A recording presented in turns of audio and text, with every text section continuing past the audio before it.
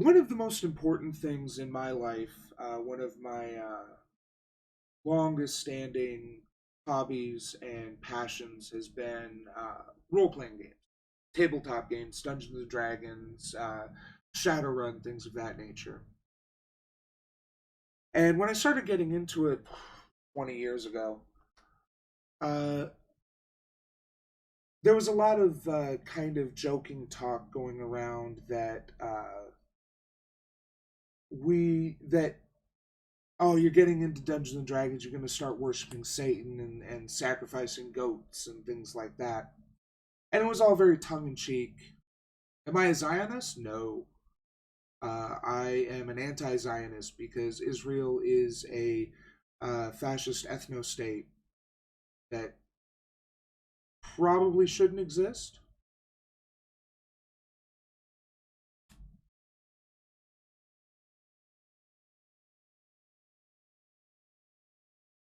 So, the reason why a lot of people associate Dungeons and Dragons with uh, Satanism and particularly ritualistic sacrifice is because of a period in American and ultimately world history that is commonly referred to as the Satanic Panic or Satanic Ritual Abuse. And essentially, what this was a period where, based on a book that was released in 1980 that turned out to be almost a complete fabrication. Uh, People believed that there was uh, an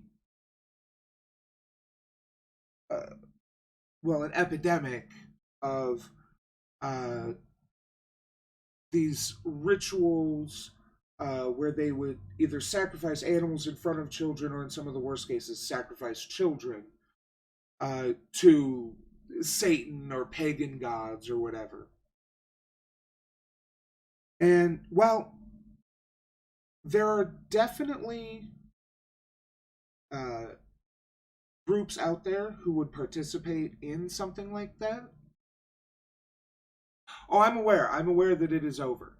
Uh, and I will get into why I'm specifically bringing it up now in a moment. But I gotta set the scene, Ironward. So, the long and the short of it is that basically Dungeons and Dragons had been gaining popularity throughout the 70s and into the 80s, so much so that it even had its own Saturday morning cartoon show.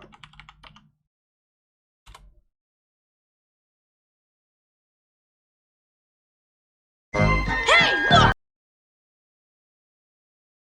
This ran from, I believe, 1983 to 1985. So 3 seasons in the 80s, which means that it was doing okay for at least a couple of years. And I've talked to people who were in the gaming community in those early years, in the 70s, 80s, and into the 90s, and it was a much more egalitarian place. Now, Gary Gygax was something of a shitheel by all accounts, but fortunately, the situation grew beyond Gygax. So what happened? Because by the time I got into it in 2000, 2001, it was pretty much a boys club, and that was the idea I'd had for years, was that these kind of games were for boys. And what happened is that the Satanic Panic caused uh, the burgeoning Dungeons and Dragons fandom to be driven underground. And this has ripple effects today.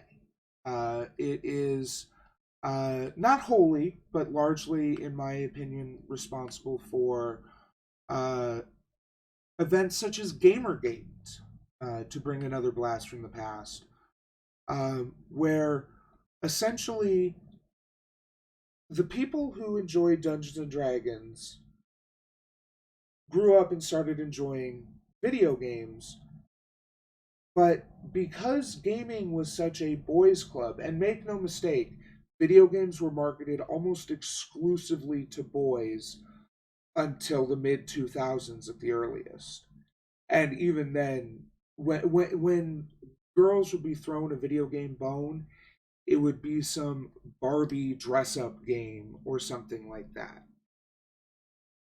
So, any kind of diversity or progressive thought was excised from the gaming community because it had to be a secret and it had to be underground, or else you would be considered a Satanist or a lunatic, someone who wanted to sacrifice goats and children to your horned god.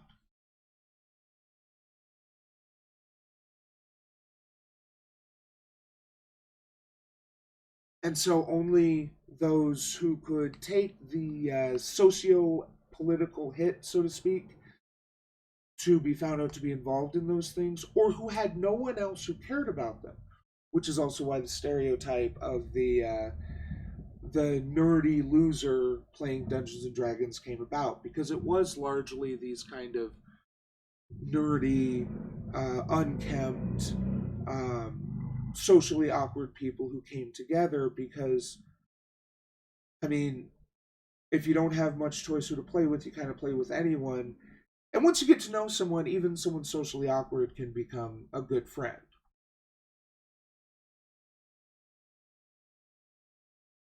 So, as video games spread and became more popular, as Dungeons and Dragons and other tabletop games became more popular, thanks to the advent of the internet, essentially what happened was people who used to be involved with this, uh, not just women, but gays, lesbians, transgender people, excuse me, started getting uh,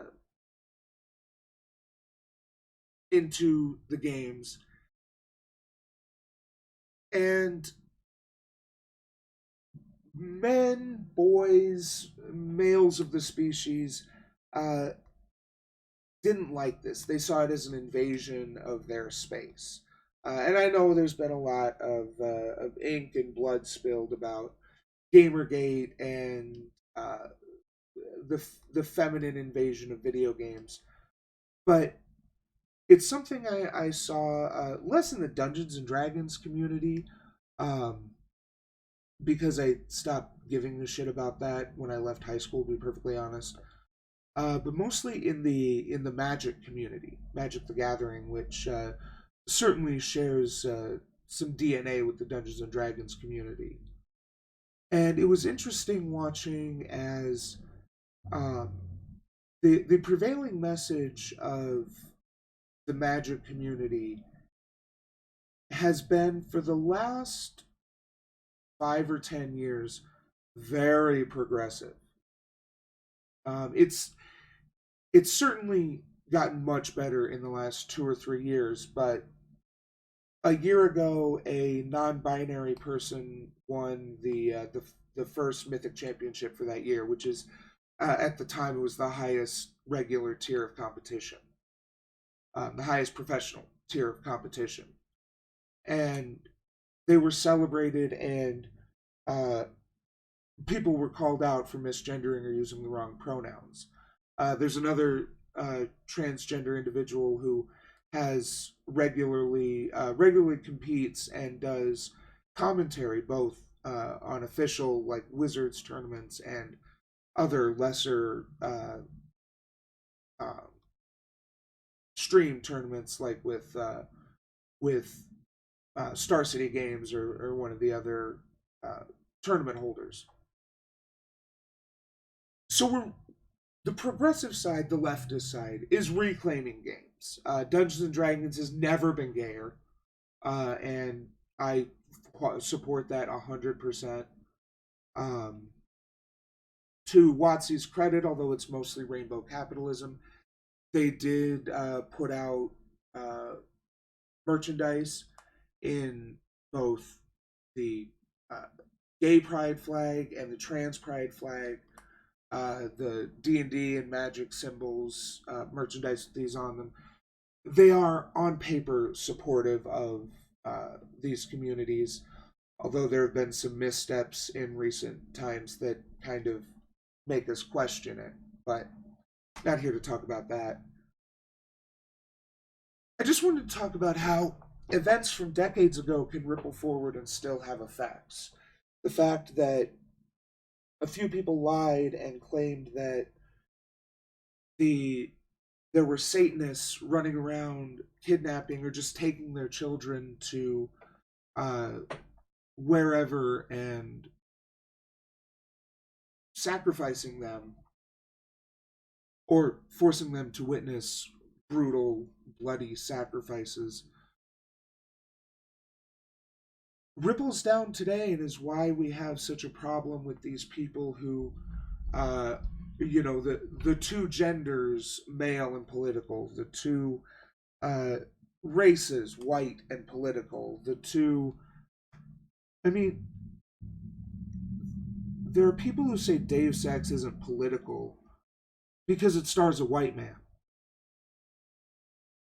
For those who don't know, Deus Ex, the first one, is about a conspiracy within the government to overthrow society using FEMA. It's actually an hilarious grab bag of late '90s conspiracies, all mushed together into one to create by all accounts, fantastic video game.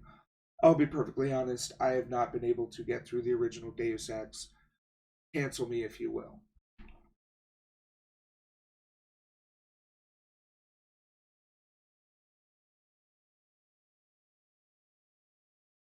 I've heard people say that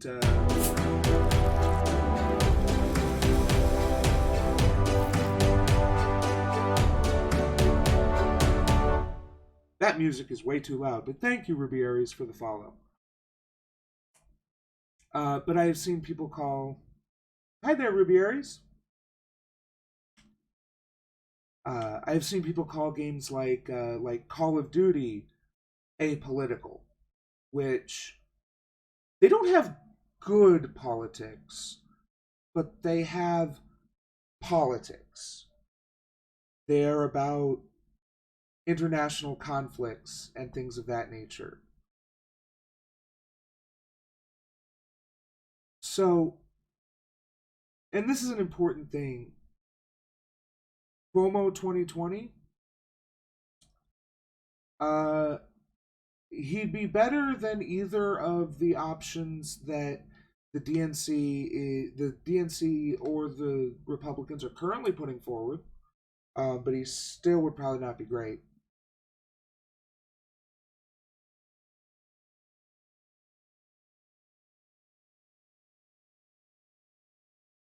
But these events ripple down and create our world today. We can't ignore what happened in the past. It has effects on today. A charlatan wrote a shitty book 40 years ago, and because of yes, I would rather have Cuomo than Biden. That was my point. Yes.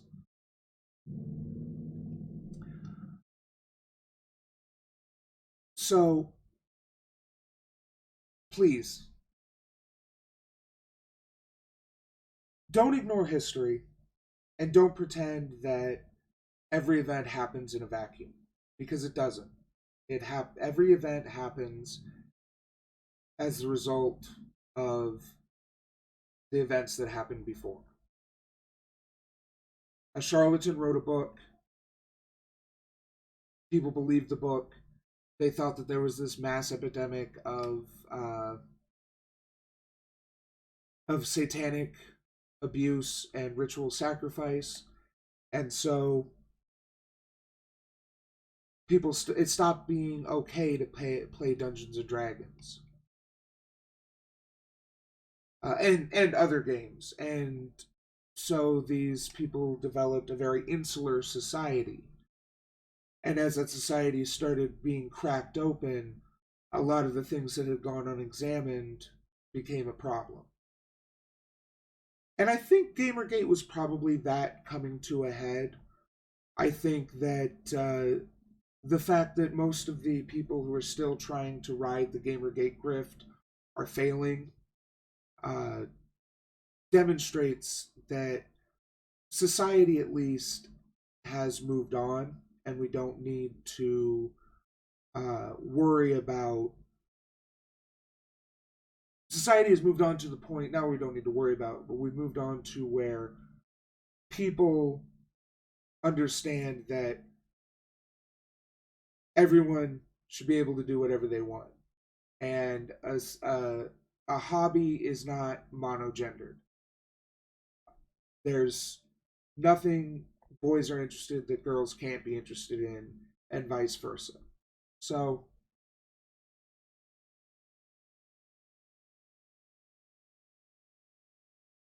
just be kind to each other.